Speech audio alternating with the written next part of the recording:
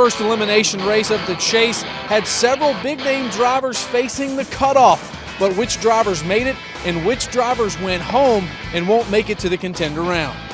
Matt Kenseth was your Coors Light pole sitter after qualifying was rained out earlier in the weekend, with his teammate Denny Hamlin starting to his inside.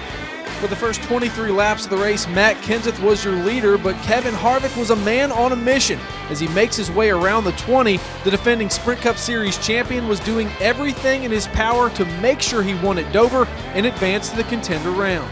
NASCAR called a competition caution on lap 40 due to the lack of track time this weekend, and two chasers found themselves in trouble. Jimmy Johnson and Denny Hamlin were too fast on pit road. Both chase drivers had to restart the race in the rear of the field. Then, Jimmy Johnson's luck went from bad to worse. Just past 100 laps in, Johnson hit pit road to have his team look at an issue with the rear axle. He ends up having to go behind the wall with a failed axle seal, losing a ton of real estate on the track and in the championship standings as Johnson watched his dream of a 7th title fade away. The yellow flag flies again on lap 192 as a result of Jeb Burton hitting the wall. That was a huge break for Chase bubble driver Jamie McMurray, who was the free pass car, and Dale Earnhardt Jr., who was the last car on the lead lap and losing ground to Harvick at the time of the yellow. As the laps counted down, the battle at the cutoff spot between Jamie McMurray and Dale Earnhardt Jr. was back and forth. The two exchanged 12th and 13th place in the standings. Jr., he reported a loose wheel just inside of 50 laps to go, but luckily a caution came out on lap 354 for an incident involving Brent Moffitt. Everyone but Matt Kenseth would hit pit road.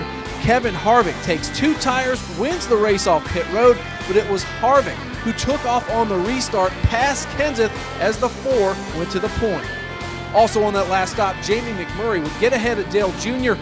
Look at his tire here as he brakes, trying not to get caught speeding on pit road. But Dale Jr. would get back on track, passing McMurray to advance, finishing 3rd. But the day belonged to the champ.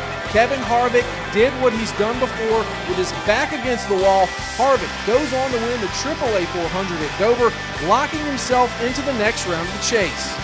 Yeah, I don't think there was really any pressure. I think for us, we all knew what we had to do, and it was really no different preparation than what we would do on a weekly basis. McMurray ended up finishing 4th, just 1 spot behind Dale Jr., who won the tiebreaker with the best finish in the round.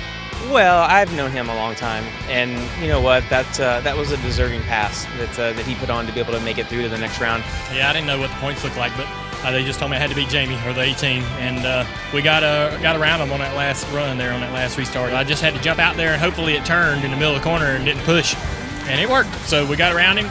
He would have advanced if we hadn't got that caution, because I don't think I could have ran him down.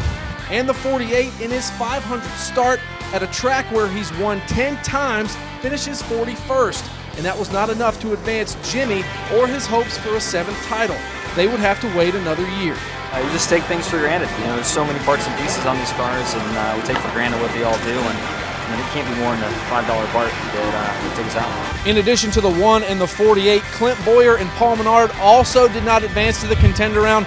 Now 12 drivers head to Charlotte Motor Speedway for the Bank of America 500, trying to win and get into the eliminator round. For NASCAR.com, I'm Jonathan Merriman.